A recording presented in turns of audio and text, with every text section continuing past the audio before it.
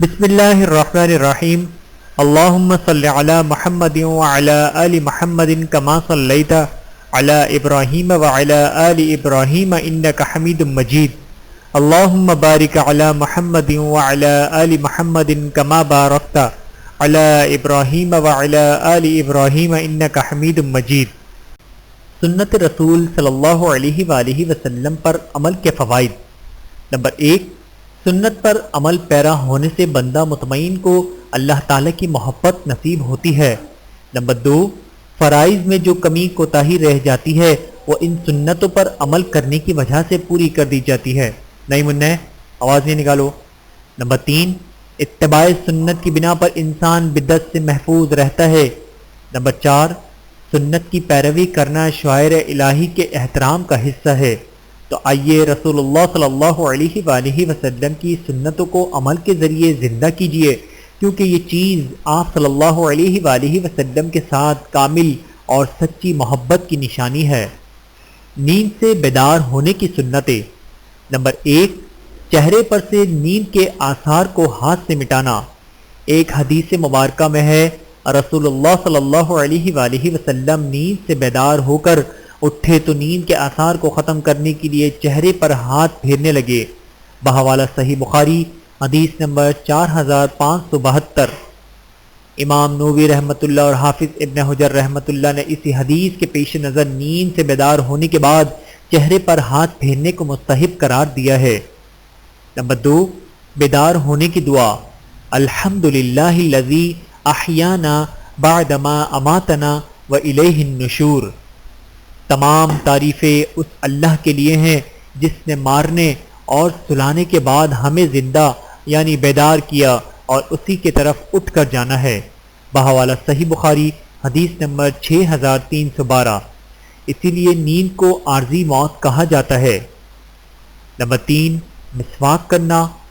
ایک حدیث میں ہے کہ رسول اللہ صلی اللہ علیہ وآلہ وسلم جب رات کی نیند سے بیدار ہوتے تو مسواک کے ساتھ منہ صاف کرتے۔ بحوالہ صحیح بخاری حدیث نمبر 245، صحیح مسلم حدیث نمبر 255۔ نمبر 4، ناک جھاڑنا۔ رسول اللہ صلی اللہ علیہ وآلہ وسلم کا فرمان ہے، تم میں سے کوئی شخص جب نیند سے بیدار ہو تو وہ 3 مرتبہ ناک جھاڑے، کیونکہ شیطان اس کے نتھروں میں رات گزارتا ہے۔ بحوالہ صحیح بخاری حدیث نمبر 3295 اور صحیح مسلم حدیث نمبر 238۔ نمبر 5، دونوں ہاتھوں کو 3 مرتبہ دھونا۔ ارشاد نبوی صلی اللہ علیہ وآلہ وسلم ہے، تم میں سے کوئی شخص جب نیند سے بیدار ہو تو اس وقت تک اپنا ہاتھ برتن میں نہ ڈبوئے جب تک اسے 3 مرتبہ نہ دھو لے۔ بحوالہ صحیح بخاری حدیث نمبر 162 اور صحیح مسلم حدیث نمبر 278۔ بیت الخلاء میں داخل ہونے اور نکلنے کی سنتیں۔ نمبر 1، داخل ہوتے وقت بایاں پاؤں اندر رکھے پھر دایاں۔ نمبر 2، داخل ہونے کی دعا۔ اللہم انی اعوذ بک من الخبث والخبائث۔ ترجمہ، اے اللہ میں آپ کی پناہ میں آتا ہوں مذکر اور مؤنث شیطانوں سے۔ بحوالہ صحیح بخاری حدیث نمبر 142 اور صحیح مسلم 375۔ یاد رہے کہ آپ صلی اللہ علیہ وآلہ وسلم نے شیطانوں کی شر سے اللہ کی پناہ اس لیے طلب فرمائی کہ عام طور پر شیطان بیت الخلاء میں ہی رہتے ہیں۔ نمبر 3، نکلتے وقت پہلے دایاں پاؤں باہر رکھیں پھر بایاں۔ نمبر 4، نکلنے کی دعا۔ غفرانک۔ ترجمہ، اے اللہ میں آپ سے معافی چاہتا ہوں۔ بحوالہ صحیح سنن ترمذی حدیث نمبر 7۔ انسان کو دن اور رات میں کئی مرتبہ بیت الخلاء میں جانا پڑتا ہے تو ہر مرتبہ اسے ان 4 سنتوں پر عمل کرنا چاہیے، 2 داخل ہونے کی سنتیں اور 2 نکلنے کی سنتیں۔ وضو کی سنتیں۔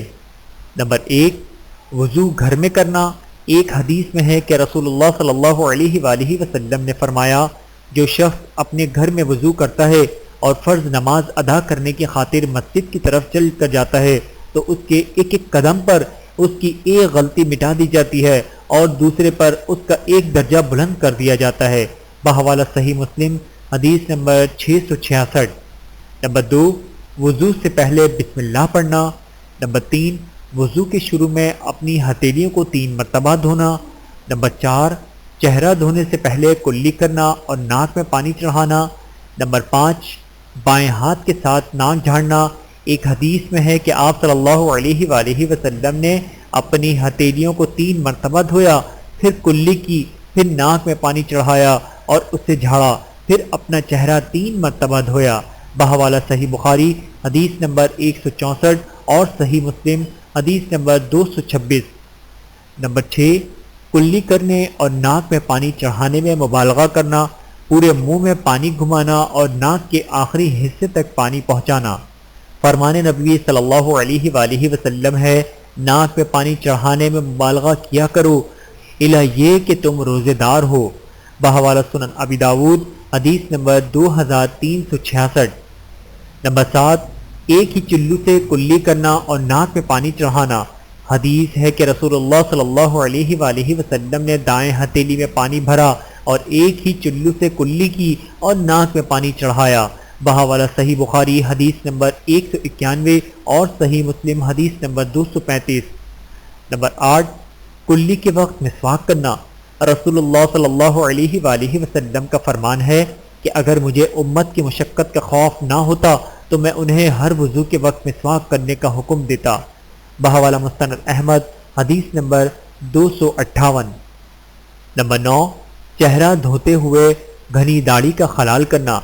حدیث میں ہے کہ رسول اللہ صلی اللہ علیہ وآلہ وسلم وضو کے دوران اپنی داڑھی کا خلال کیا کرتے تھے۔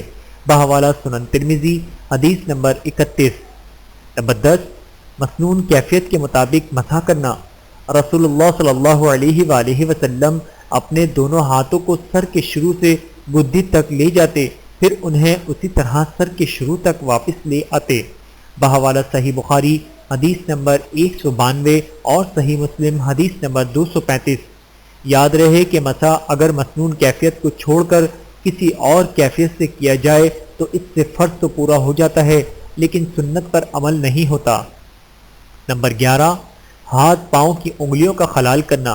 رسول اللہ صلی اللہ علیہ وآلہ وسلم نے فرمایا، مکمل وضو کیا کرو اور انگلیوں کے درمیان خلال کیا کرو۔ بحوالہ سنن ترمذی حدیث نمبر 788۔ نمبر 12، ہاتھ پاؤں دھوتے ہوئے پہلے دائیں ہاتھ پاؤں کو دھونا۔ حدیث ہے کہ رسول اللہ صلی اللہ علیہ وآلہ وسلم کو دائیں طرف پسند تھی جوتا پہنتے ہوئے اور طہارت میں۔ بحوالہ صحیح بخاری حدیث نمبر 168 اور صحیح مسلم حدیث نمبر 268۔ نمبر 13، چہرہ، ہاتھ، بازو اور پاؤں کو ایک سے زیادہ یعنی 3 مرتبہ تک دھونا۔ نمبر 14، پانی بہاتے ہوئے اعضائے وضو کو ملنا۔ نمبر 15، حسب ضرورت پانی استعمال کرنا۔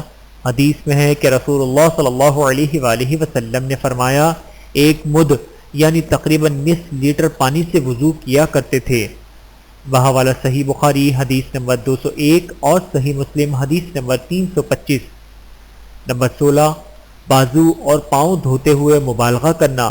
ایک حدیث میں ہے کہ حضرت ابو ہریرہ رضی اللہ تعالیٰ عنہ جب وضو کرتے تو اپنے بازوؤں کو کندھے تک اور اپنے پاؤں کو پنڈلیوں تک دھوتے اور پھر کہتے، میں نے رسول اللہ صلی اللہ علیہ وآلہ وسلم کو اسی طرح وضو کرتے ہوئے دیکھا تھا۔ بحوالہ صحیح مسلم حدیث نمبر 246۔ نمبر 17، مکمل وضو کرنا اور ہر عضو کو اچھی طرح دھونا۔ نمبر 18، وضو کے بعد یہ دعا پڑھنا، اشہد ان لا الہ الا اللہ وحدہ لا شریک لہ واشہد ان محمدا عبدہ ورسولہ۔ ترجمہ، میں گواہی دیتا ہوں کہ اللہ کے سوا کوئی معبود برحق نہیں، وہ اکیلا ہے، اس کا کوئی شریک نہیں، اور میں گواہی دیتا ہوں کہ محمد صلی اللہ علیہ وآلہ وسلم اس کے بندے اور اس کے رسول ہیں۔ اس دعا کے پڑھنے کی فضیلت یہ ہے کہ اسے پڑھنے والے کے لیے جنت کے 8 دروازے کھول دیے جاتے ہیں، وہ جس سے چاہے جنت میں داخل ہو جائے۔ بحوالہ صحیح مسلم حدیث نمبر 234۔ نمبر 19، وضو کے بعد 2 رکعت نماز ادا کرنا۔ رسول اللہ صلی اللہ علیہ وآلہ وسلم کا ارشاد ہے، جو شخص میرے وضو کی طرح وضو کرے پھر 2 رکعت نماز اس طرح ادا کرے کہ اس میں دنیاوی خیالات سے بچا رہے تو اس کے پچھلے گناہ معاف کر دیے جاتے ہیں۔ بحوالہ صحیح بخاری حدیث نمبر 160 اور صحیح مسلم حدیث نمبر 226 اور 234۔ مسلمان دن اور رات میں کئی مرتبہ وضو کرتا ہے، اور اگر ہر مرتبہ وہ ان مذکورہ سنتوں کا خیال رکھے تو یقینی طور پر بہت زیادہ اجر و ثواب حاصل کر سکتا ہے۔ ان سنتوں کے مطابق وضو کرنے سے کتنا ثواب ملتا ہے، اس کا اندازہ درج ذیل 2 حدیثوں سے کیا جا سکتا ہے۔ نمبر 1، جو شخص اچھی طرح وضو کرے اس کے گناہ اس کے جسم سے حتیٰ کہ اس کے ناخنوں کے نیچے سے نکل جاتے ہیں۔ بحوالہ صحیح مسلم حدیث نمبر 245۔ نمبر 2، تم میں سے جو شخص اچھی طرح وضو کرے پھر 2 رکعت نماز پوری توجہ کے ساتھ ادا کرے تو اس کے لیے جنت واجب ہو جاتی ہے اور اس کی مغفرت کر دی جاتی ہے۔ بحوالہ مسند احمد حدیث نمبر 16863۔